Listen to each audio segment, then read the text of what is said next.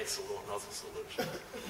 This means you must in detail capture, describe and manage relevant processes in context to operational objectives, responsibilities, flow of information, documentation, etc. So for example, you need to know what is the purpose of that process. The objective clearly needs to be stated. What is the content? What are you going to do? Where are you going to do that? When should it happen? And who has the responsibility? So we dig deep into the process world. And there are many solutions already available because in the industry that is a very, very familiar system. But the problem is the business process modeling tools we have available are developed for the industry. For example, for re-engineering. So they have a clear management objective at the very beginning. Usually applied within a restricted environment, mostly within one department of a company. Follow clear management objectives, for example, reduction of process costs. Bottom-up approach, but we need capture processes free of management objectives because we never know what we are going to do in future, and allow island solutions for later amendment.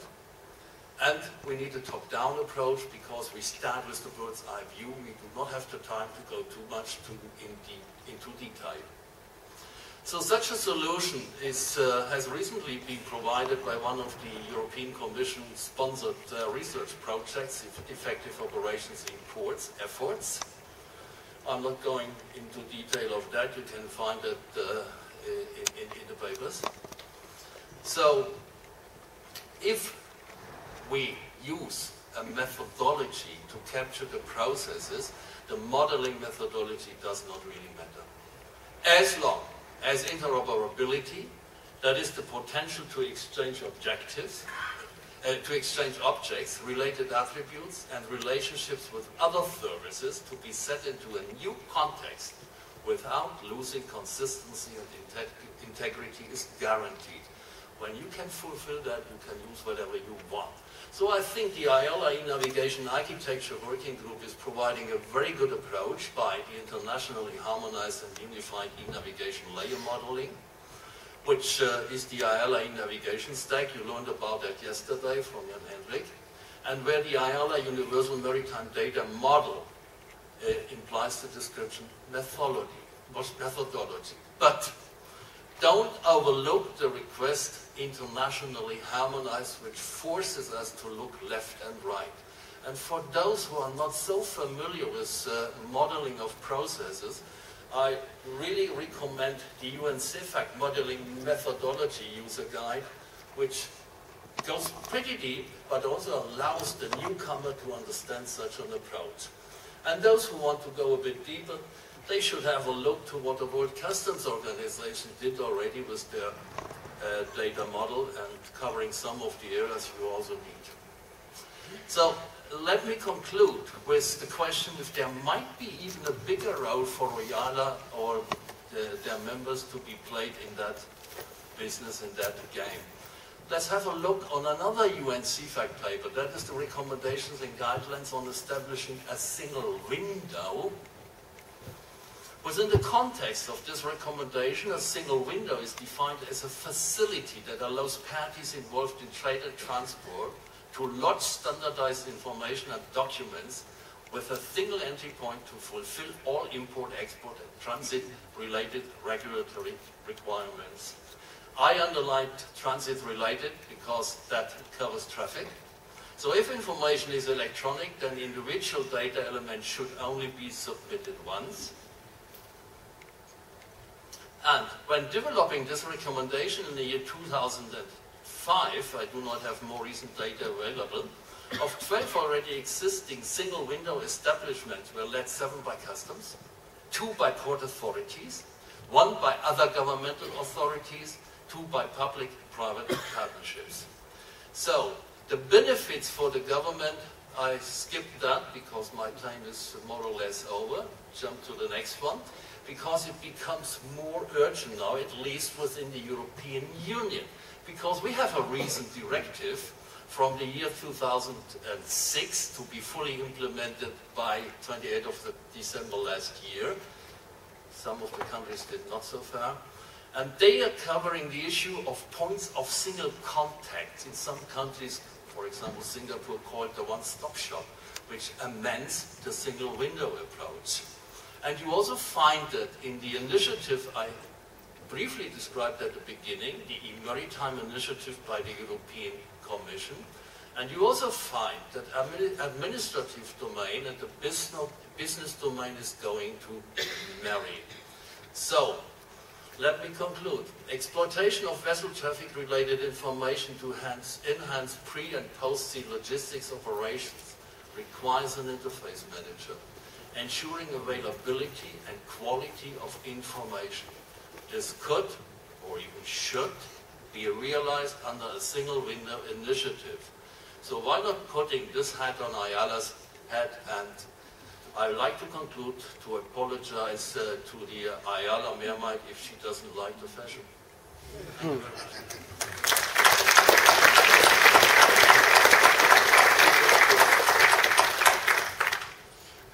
Our last speaker for the session, no, it is not a deja vu moment. We're going to invite Nick Ward to come back up here and give his presentation on his own paper on intelligent information systems and e-navigation.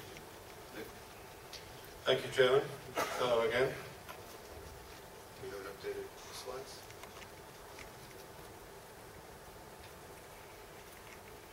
Next.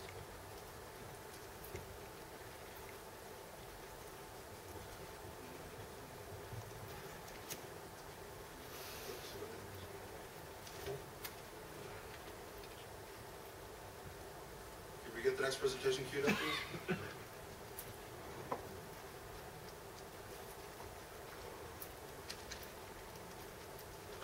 Thank you.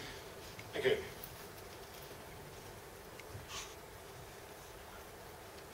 This presentation, just to put it in the context of the previous one, is really talking about aids to navigation information. And I'll start by giving a bit of background information and then discuss the present situation where IALA stands in terms of its recommendations and guidelines, and then look at the future, which is where the intelligence comes in. And that will hopefully fit in with some of the presentations yesterday from Jan Hendrik and others. At the last conference in 2006, a paper on aid to navigation information systems proposed standard formats for exchanging data in a generic display. There are also several papers discussing the application of GIS for ATON planning and information management. In late 2007, IALA held a GIS and simulation workshop, and at the end of 2009, a guideline was approved on ATON information exchange and presentation. First, why is this relevant to e-navigation? Well, the first of the high-level generic user needs for e-navigation identified at NAV 54 was a common maritime information data structure. Mariners require information pertaining to the planning and execution of voyages. Shore users require information pertaining to their maritime domain. These are all words quoted from the NAV 54 report. So that indicates the relevance. And some more quotes from that. Such a data structure is essential for the sharing of information amongst shore authorities on a regional and international basis. So that's a clear indication of IALA's interest in this. Information about aids to navigation will be required as an integral component of the information being referred to above. Those are my words. This information should be provided in an internationally agreed common data structure. The exchange of digital ATON information requires international standards. Information automatically compiled and automatically understood, that is, understood by the computer that's receiving it. A harmonized approach will facilitate the management of information about aids to navigation.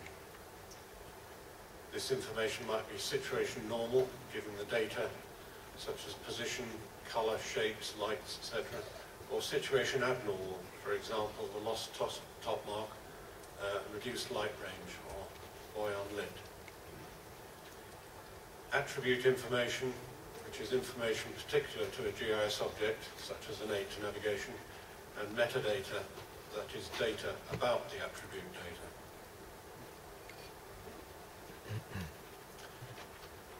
When a